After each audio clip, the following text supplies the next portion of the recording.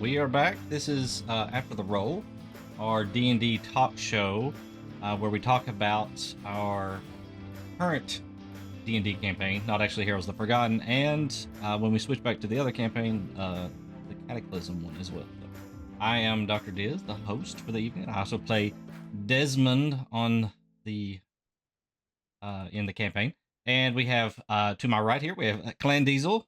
He is our DM for this campaign, and we have Lady Chaotic. She plays Faye, and then we have I have Timmy Turbo down there. I need to fix that. So making a note. He actually goes by Roly VT. So Hello. got to fix that. And he plays Spoofy. And then we have I can't speak. You don't have to God. say it. I don't know why you Degenerous bother. or Ellen. I don't know. We'll switch that to Ellen too. Nobody uses the tag. Yeah, I know.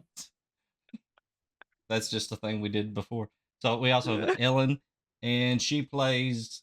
Why is it leaving me? Tricks. There we go. She's unforgettable. That hurt. Well, I'm thinking of Core because I'm getting ready that for night. D&D later. So I'm like, Core, not Core, not Core. I also Not forgot my cool. name today. You were like, she plays, and I was like, wait, do I play? I know. It's still there There's from so last many time. characters. Who am I? That's Why am I fine. here? Well, anyway, we usually just in the last episode we recapped like 7 episodes, so it took a long time to get through all of that content.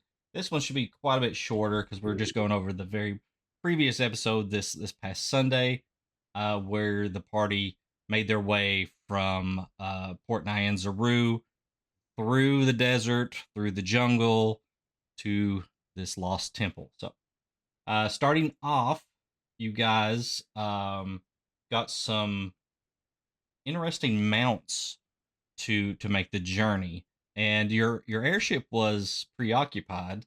So I think you guys might need to talk to them a little bit. But the DM over here gave you something called land dragons, and Land Diesel, where did land dragons come from? Well, before all this, we had picked that the mounts were going to be these huge lizards, right? So I was actually watching a show, and in that show, they were trying to get across this big desert area, and they used big ass lizards that they called sand dragons. Hmm. And I was like, we're doing sort of the same thing. I won't completely rip it off, so I just changed the name to Land Dragons because I'm fucking creative. So what did you guys think of the land dragons instead of horses or camels or? Trix is convinced one of them is going to eat her. It might. I roll a d20 each time that you all mount the animals or dismount the animals to see if one of you tries to get eaten. So I'm telling you, it's gonna be Trix. Well, I don't know. I've always heard tricks are for kids. I don't know if it's for lizards. oh, It's fine. I knew it would happen with this name. so I'm gonna be honest. I told you, you and Diz recently that I've been watching an anime that I watched previously but never really finished it called ReZero. They actually have land dragons in that anime, and they matched up to the exact description of what you showed. So whenever you brought them out, I was like, you gotta be fucking kidding me! I just watched these things like a few days ago, and now I gotta ride them in the campaign. All right, I'm not Well, mad. I thought they were You're- dope. You're welcome. Except like these ones, they weren't necessarily used for personal travel. They were more used for pulling carriages. Yeah, like one, maybe two could pull a single carriage in the show. So I just thought it was a really neat coincidence, and I thought it was really well done. Very, very interesting. Mhm. I have one follow-up question for this, and Now, you didn't describe exactly what it looked like when we're riding these things. And I've seen various lizards on documentaries where they run different ways. Like, some run on all fours, some run on just their hind legs up in there. I'm That is imagining true. that they're running on their hind legs all the time and we're just hanging on. Mini Okay, T-Rexes. there was a clue given from the gentleman that you got the mounts from. Okay. You remember when you met him and he would talk, he was Mhm. doing this. Yeah. That's because that's how they move. Like a Oh, he's rode them so slithering- long. If we Yeah. all don't have some kind of like pseudo symptom of us getting off of these after what, like 5 days of just So like I'm gonna when die. when they're going around, you know, their legs are out like this and they're going around, but their body does this. So their head will go, the front part will go one way and the back will go the other. So in the middle, you're okay. Right? Because it kind of compensates a little bit. But like the entire time is you're just going like this the entire So time. basically, if the Mhm. saddle's in the wrong place, we're fucked. You're gonna know it. Yeah, you're gonna have like Oh, back God. conditions. Yeah, like Sorry. whiplash. Sorry, Orlando. Oh there's a no, I there's a forgot. possibility. You guys. Oh no. Yeah, somebody's gonna have to have traction after this. So you came up with some Orlando. interesting names for these things too. So let's see. I think I got Ash Crawler, and Desmond is going to call it Ass Crawler. Just so you know, Oh, absolutely. Yeah. I think I got because that's what he heard. Duskmore or Duskmaw. Yeah. Duskmaw, yeah. What was mine's name again? We're gonna double check. I know, I had this. to pull my notes. Well, I've got the again. names here. Thornscale, Grimfang, Mine's Bright Claw. Grimfang's mine. Yeah. Grimfang, I had to choose Grimfang, Bright Claw. Ironhide, Void This This Treader. made sense. Void Treader, yeah, Ironhide. Ironhide was a special one. And Did it? I think only one person may have grabbed it. What it was, and it was Buck. Buck had to grab the leader of the pack. Well, what it is that it's a callback. It's kind of a the callback because what it is there. Remember, Ironhide is the only lizard that's red. Mhm. Well, in the old Transformers cartoon, there He was was one of the red. Transformers that was a red van named Ironhide, and that's what he's a callback to. And Is then they Ironhide. I and love then that. and then they turn him into a beefy ass truck. Yep. So that's where he comes from. I love that. That's DMing clan style. It makes me so happy. It brings me so much joy. He said, Like what, I wanted what's-" to make a lizard based on a transformer. He said, I "What's love the-" that for you. I really do. Well, speaking of lizards, this isn't the only lizard that we ran into. At least we think it looks like a little lizard or something. This Yep. little dragonish looking thing appears while we're camping. I think it was on the third day, maybe. Named Yeah, it was the Whimsy third day. Sparklepuff the Third, first of his name. First of his name. Oh, that's a part of his name. Yep. Mhm. Yep. Yep. Whimsy Sparklepuff the Third. First of his name. So, let's just throw it over to Lady. What did you think of Whimsy? You know, I just kind of knew when I heard the voice and I saw the little dragon, and I was like, this is a little fairy looking thing. I was like, something's not going to go well here. Like, I just had an inkling that, like, something was, I was like, man, I don't know. And then as soon as they started fighting in front of I was like, oh no. And then it's like, it just, you could just feel it. I was like, something bad's going to happen. Like, whatever it is, something bad is happening. Is Fair. if I remember correctly, like, did it just like appear? I think Russ or It like Keltash walked was up while we were fighting. arguing, right, with Yeah. with Keltash and Meridius. Meridius were arguing. It was floating beside my head. Because out of everybody to be stressed about Meridius and a demon, Heltash is not who I would have expected. Just saying, just putting that out there. That's fair too. Yep. I mean, he wasn't wrong though. Like, we are kind of a loud group, if I'm being honest. We are not I would quiet imagine. in the Mhm. slightest. Listen, Trix does not know the meaning of the word subtle. Yeah, I know. You blew up a man's wall. That was not my fault. That was Keltash's fault. We're still blaming It's a gr- Keltash. Good. it's a Because group he's effort. the one who kicked it. He's the one who kicked it in that Sure. direction. The poor Sure, he guy. did. So blame falls on him. The poor guy. He Oh. was just trying to do his business. Whimsy immediately tells you a story about some other people that were there before and now they are butterflies. Is that concerning? You have to ask. I mean, Desmond did not find it concerning. I wouldn't necessarily say I found it concerning. Faye was like, "What?" I don't even think that Spoofy was really paying attention, if I'm being honest. Spoopy was paying So- more attention to the fight. It was. Plain Diesel, why butterflies? But because he's a fey creature. Oh, fake, because they're like colorful and so they kind Exactly. of They're like, colorful and sparkly, and their butterflies are peaceful, and a lot of people find them, peaceful and serene and Mhm. calming and stuff. So Mhm. if these really bad guys were trying to hurt him, which is the complete opposite of the Feywild.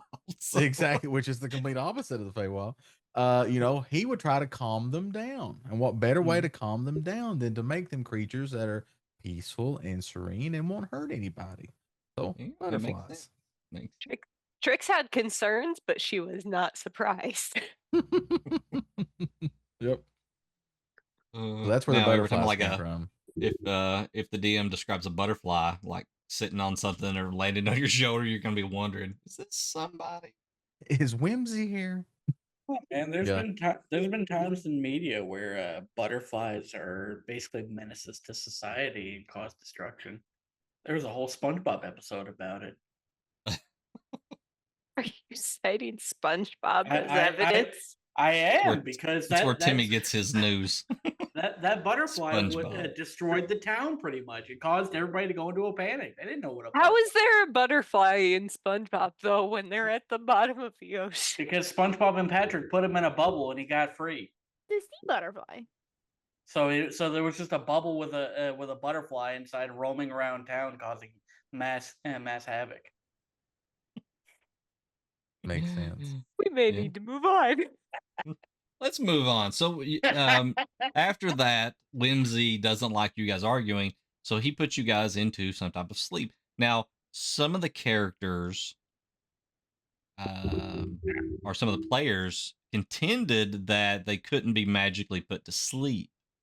And if anybody has elf background, or if they're like a half elf or an elf or a drow, that normally they can't be put to sleep. But we know in my first campaign that happened with an elf character.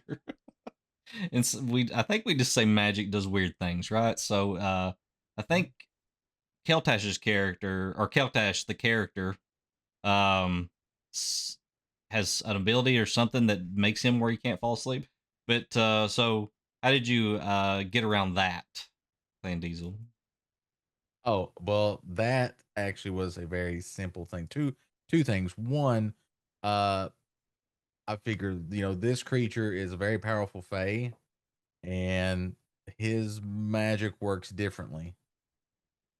So it doesn't abide by the rules. Two, I'm the DM, so fuck your rules. I'm going to do it my way. So it's kind of like what I like said that. in the last thing. If something makes more sense to happen story wise than it does in the rules, then I'm going to always side with this is the best for the story. So, Mhm. and that's where I figure somebody might say, well, hey, Mr. DM, why did you do this with my character? Because clearly I can't do that. When my answer, would always be because it made more sense in the story for it to happen. I agree with that sentiment. So, That's why simply when he's like, I have this ability that doesn't let me have, bad dreams, or you can't force me to dream or whatever. And I'm like, no, you don't. you just shut it down. And I just want to remind you guys, Keltash and Core are the same race. Yeah, I know. And Yep. it's so weird. I didn't know that. Completely Honestly, off. Yes, I they did are. not know that. Yes. That's Yeah. like a mind blowing. We had no idea. Uh-huh. Yeah, they are. Have fun. We've messing with all that. learned Yeah. something today. So then we all got to, as players, got to see and hear about the visions for each character, but the characters didn't get to see them, just the character that was involved. So I'm really curious about what you guys thought about the different visions. So we'll just go in order in which they happened. Meridius, he started by having this vision of, and I'm not sure if, can't remember if you guys were any of you a part of the first temple when we went in? Yeah, but you were, because that's where we picked Timmy and Ellen up there. Yeah, we Okay. found them in the temple. So at the end of the first temple, there was a figure that appeared through a portal and walked out, and we learned that that was Kolos. Something to do with Meridius and his backstory. So he sees this Kolos here in the forest and pursues him, and before he can catch him, he runs up on the figure and he turns around and it's his father instead. And his father takes the trident from him and basically tells him he's a disappointment because he hasn't avenged him. So I don't think a lot of us know a ton about Meridius's backstory. So did that mean anything to anybody, or See, I thought it was really interesting how he was kind of like also antagonistic towards his dad because Meridius, his family and his trident, he's very tied to family. So Mhm. seeing him that angry at his dad, it was weird. Like, wait a minute, what? Yeah, I that was was very a little surprised off? when he decided he wanted to fight his dad. Yeah, I think Not he expect that. explained where he thought that the character was not his father. So Mhm.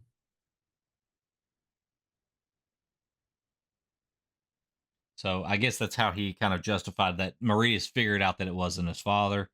Because he thought his father wouldn't say that to him, or stuff like that. So that was a little confusing, and I don't know if you guys know of any more of his backstory or about his father, or has he talked about Kolos any to I know bits know? and pieces, but I also don't want to like assume anything because he has so much in his backstory that there's so many little things I know that I just don't know to like really speak on it much. But I definitely agree with you. I think he did I think he even in that moment recognized that he was kind of like in a dream or in something and he knew that that wasn't him. And I think that's when it really got more hostile, I guess.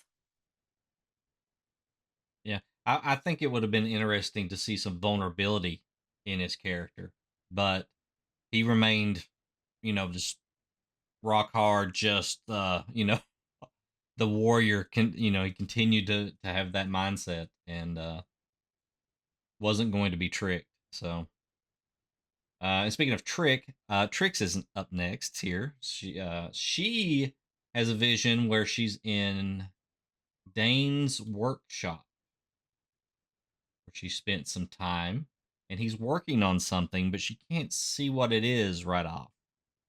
So Ellen, what did you think about that scene? Clan, I have to applaud you so much because this isn't the first time you've done it. You did it with Gammy too. You take stuff that I say about my characters and you make a huge emotional impact out of just those small comments. Because I had told you that her wings were like the most important thing to her. Mhm. And then you go and you toss that mindfuck into the mix. Because she has been going around telling people that she made her wings. And she's also been angry at Dane because she thought that she had to make the wings herself because he left her. But now she learns that he was actually the one who made them for her and she's like, "I'm a I'm an asshole." And oh man, it was great. I loved it. Well, Trix is well, fucked thank up, you, but I thank loved you. it. But yeah, I can't take all the credit for it, but Gammy, I'll take. That yeah, was me. Gammy was all you. But yeah, it's my special ability doing emotional damage to you. You do it well. You signed up for it, so That's Mhm. true. You We will accepted the deliver. emotional damage. Yep. so what I did said what surprise did, me to trauma. Lady Timmy, jump in here. You don't know a ton about Trick's backstory except for what she's told you, but now we're seeing alternate things. This is the second thing I think you've learned. The first one was when you asked the question to the locket. Mhm. So we're learning that maybe Trix isn't remembering things properly. Got a little fuzzy brain, so something ain't right. And Yeah, Spoofy relate, and Faye, maybe both of you. Mm, it's interesting because like I'm definitely obviously really new to the party still, so she's still getting to know them. But when I came in at a very like I feel pivotal moment for Trix because she was like walking, she wasn't really flying, and like she's seen her with her wings off and not like so she's seen like a very different side of things, like not really.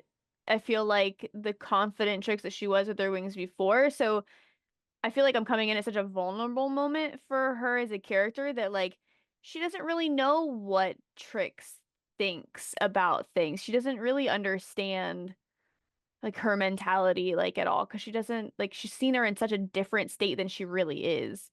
Mhm. Existential crisis does Yeah. that. She's struggling a little bit. Like she doesn't know how attached she is. She can tell, but not fully what's going on there. I think Trix said to her that her whole life is a lie. At one Yeah, he point. did.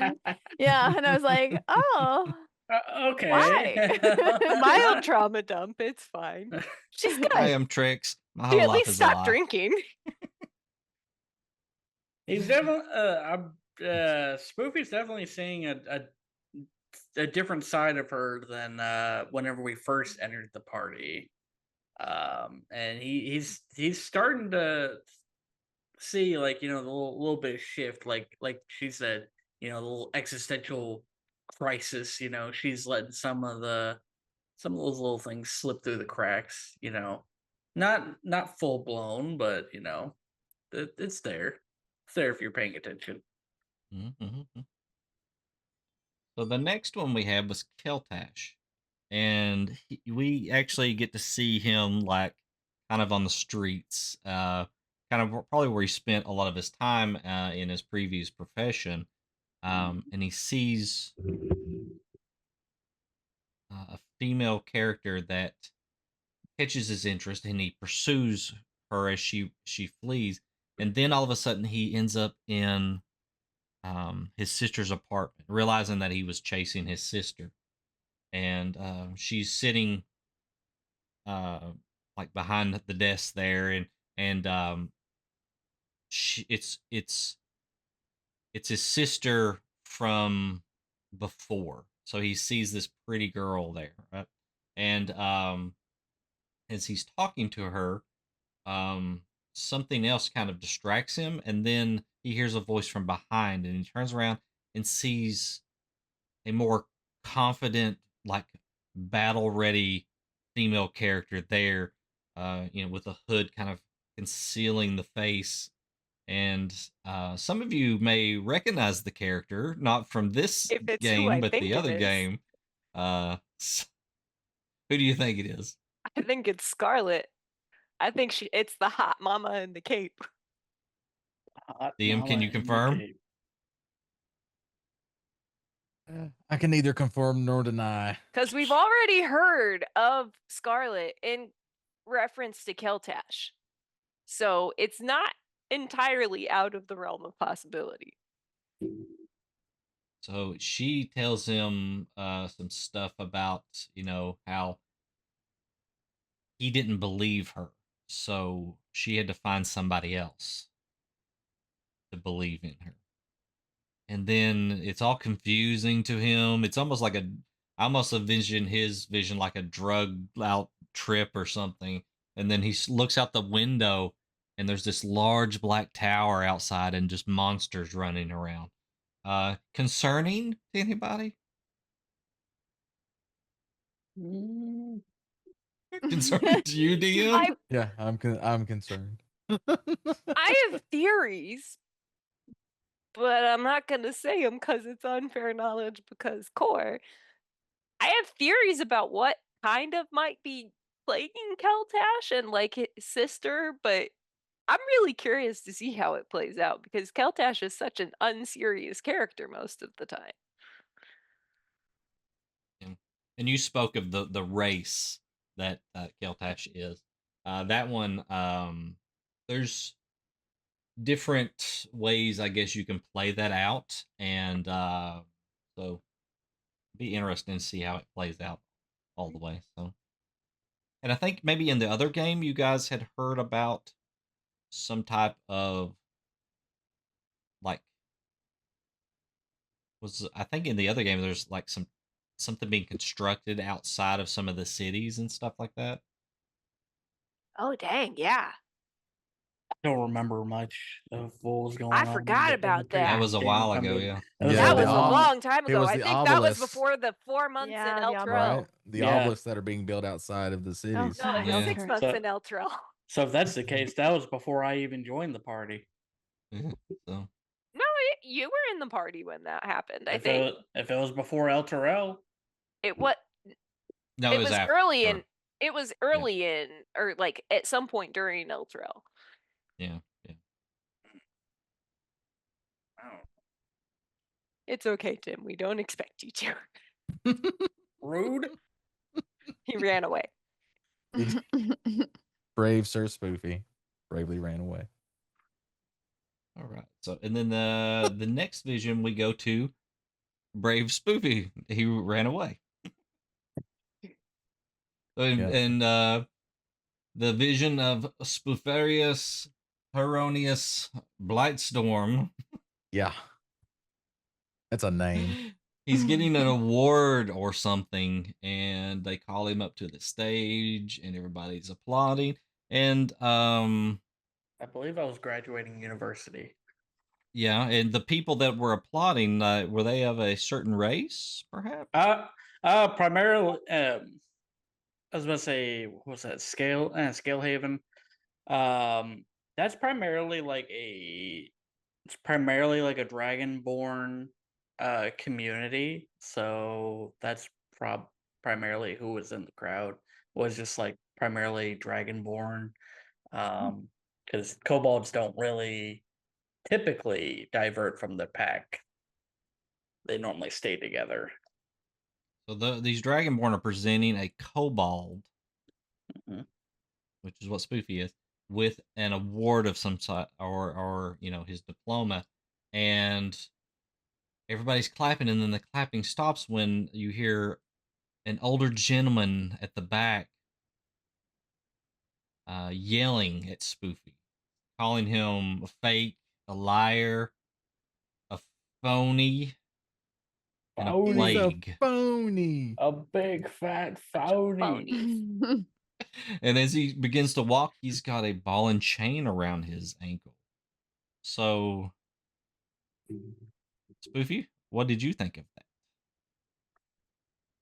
So I knew who I have I believe I know who it was. It was a if I'm thinking correctly, it was a employer of Spoofy. So it was somebody that he had worked under and kind of more or less like an apprenticeship type deal. Mhm. It didn't necessarily go too well. Hmm. This is my shocked face. Because Spoofy may or may not have, accused him of a crime that he may or may not have committed. So I'm curious, is Spoofy going to bring this up now that he's seen these visions? You think it's going to come up in conversation with some of the other characters, or is he going I to keep it to himself? Are we actually gonna get to see his diploma? It's Yeah, does he have possible. his diploma with him? He does. Remember, it's in the secret pocket in his bag. Mhm. That and the Mhm. medallion are both there. We Mhm. learned that in that episode. Wow. Yeah. And the diploma is actually stained. Yeah, and we all noticed that. Some of We, the we remembered stuff. that. Yeah, Yeah. from some of the stuff they threw. So I hope Yeah. we learn a little bit more about Spoofy. Hopefully something will trigger him to open up and talk about some of that stuff. If not, maybe we'll visit his town sometime. Yeah. That Maybe might he'd be be fun. maybe he'd be a bit more open to opening up if the party just didn't outright accuse him of being a fake or a fraud doctor. Maybe because there's like where's the trust in that? You expect somebody to show proof, but yet you're not showing any trust. You don't even say, hey, can we see any form of proof? But no, you're just like, you haven't shown us. Listen, she's Eh. giving him shit for it enough. I would expect by now he'd be like, shush. No, because no. Mm-mm. So we'll move on to the next vision. The next one is a little confusing to me. I don't know a lot about the character, and but Desmond should be probably the one who knows the most about the character because they kind of joined the campaign at the same time. Thorn, he has a vision where he's going back to his hometown, and he goes to find his house, but it's not a house; it's this grand manor now, and kind of a butler opens the door and ushers him through to this room where he opens the doors, and all of Thorne's family members are sitting there, finely dressed, eating lots of fancy foods, and they're like, join us," and he kind of backs away, and then the the butler kind of pushes him into the room, and that's all we get to see really. So I don't really know a lot about what's going on there. Did anybody else have any insights there or any guesses? I have like some theory just from seeing some of it, but I think from from the two things that I've seen with Mario's character with Thorn, they've been very family related. So looking back at like his item that was in the vault and looking at his vision, like both were very, very much in touch with his hometown and his family. And I think like part of me wants to think like his character has like this missing of home and that he's missing out and like his family is do like I think there's some maybe potentially something of maybe they're doing better off without him being there. And Hmm, maybe there's some that's fear that he's interesting. missing out to that. I don't know. But I've just noticed that a lot of his stuff so far has been very much in touch with like his item was like a really big manor and he would own the manor Mhm. at his house. And then, he goes back and he's back in this manor again and they're sitting there and they're all eating and they're very wealthy now. And so I feel like there's something very much tied to that for him. What that I is don't though, know I have if no idea. I don't know if the family were poor and now they have money, Mhm. because that's kind of how the vision led us to kind of think there. But I think they're just vampires. Are they vampires, DM? They are That's what I vampires. always assume. Yes, vampires. Yep. Vampires. They're vampires that JD actually killed. Fun fact on his adventure to Icewind Dale. He usually gosh. kills them That's what later happened to Thorn's Actually- in the family. timeline here. So Yep. yep. Okay. You've all sussed right, it out. We'll Called move it. on to my favorite character, Desmond. Of course. No, that's not my favorite character. Orlando's my favorite character, That's fair. but he was there too.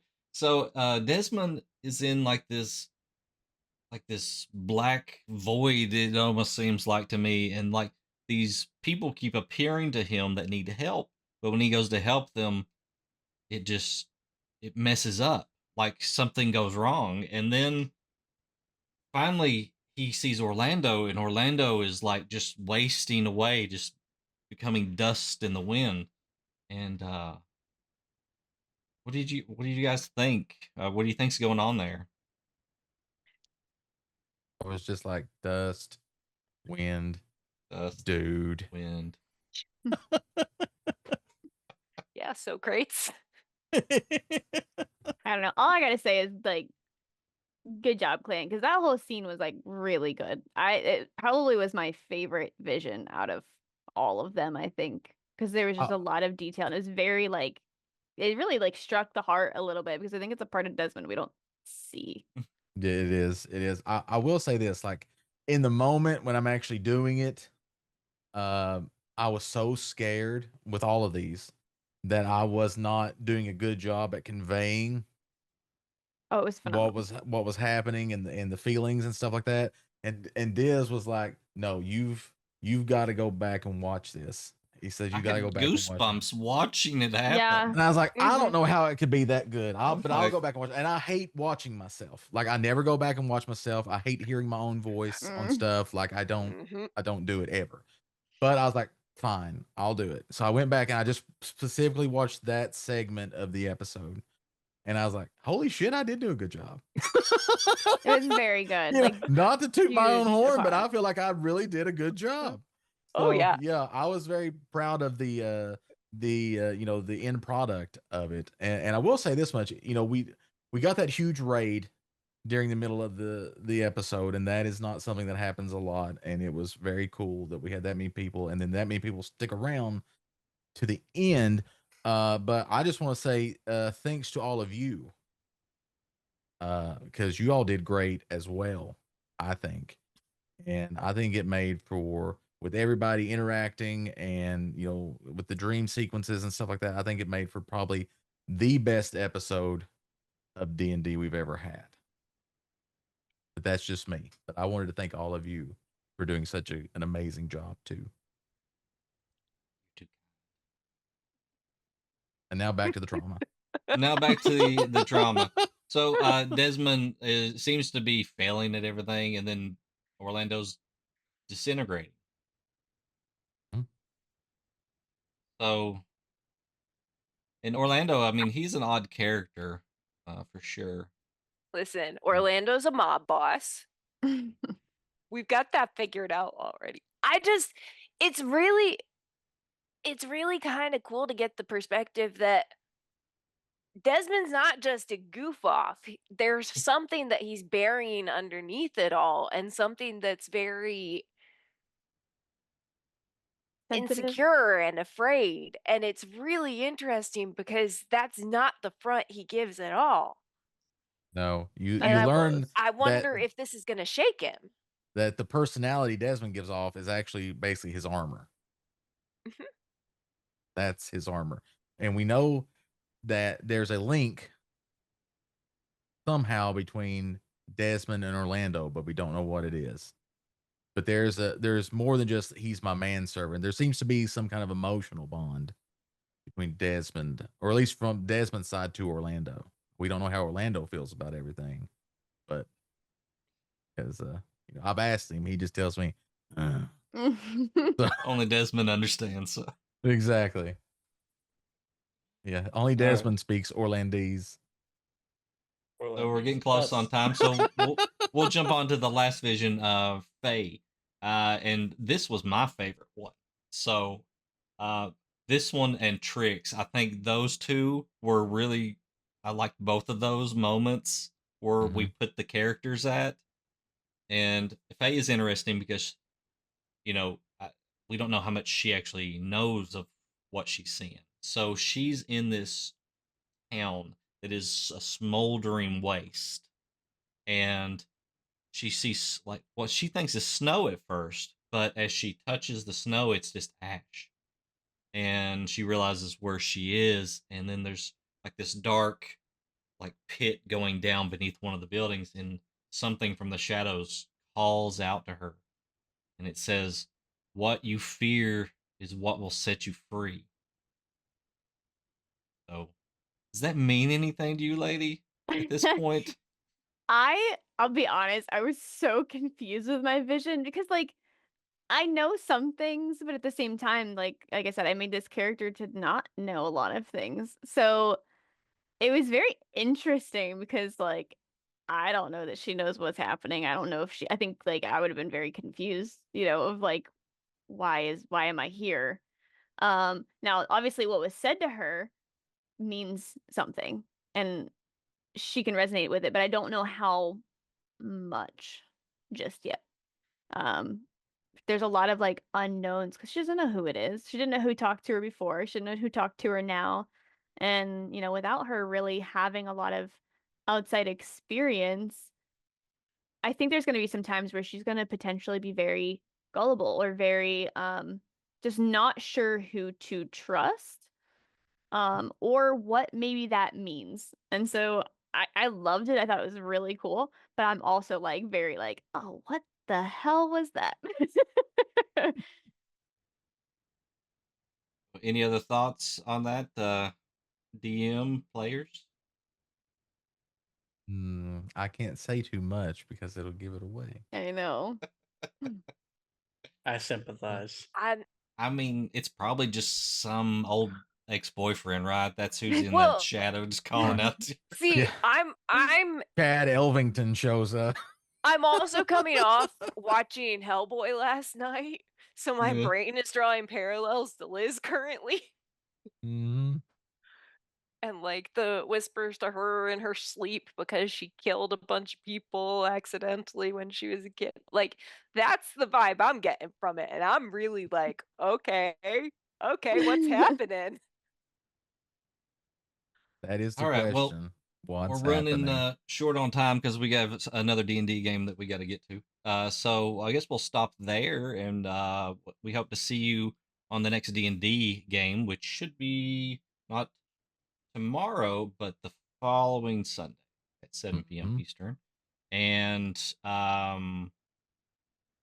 I don't even know if we'll go through all the spiels since we're so short on time, but we're Nerdicopia. We do all kinds of streaming and stuff. So D&D and retro gaming and sometimes a talk show on Thursdays. And then we have Lady K over here. She does a lot of role play stuff on her channel, but it's on the GTA role play. And she does a lot of D&D with us and Double Up Buck. And then we have Ellen down here. She plays all the D&D with us all the time. Mhm. She's like in every game that I'm in. More, Or please. DM Yep. or anything. More, please. And then we have More. Roly VT down here. He's not Teaming Turbo. He is Roly VT. Go check him out. He streams all kinds of fun content that stresses some people out, but oddly it shouldn't. But It somehow should it not, but it does. does. It shouldn't. It shouldn't, but it does. I don't know. Yeah, He's learning though. He's I'm- getting better. he's learning. She, right. she's mad at me because of my luck lately. Yeah, it's true. He gets All right, so so- much rain. It's not fair. We had fun playing and fun talking about it, and we'll see you guys at the next D&D game. So bye. Go watch us on Edar Realm of Dragons, twitch.tv/doubleupbuck.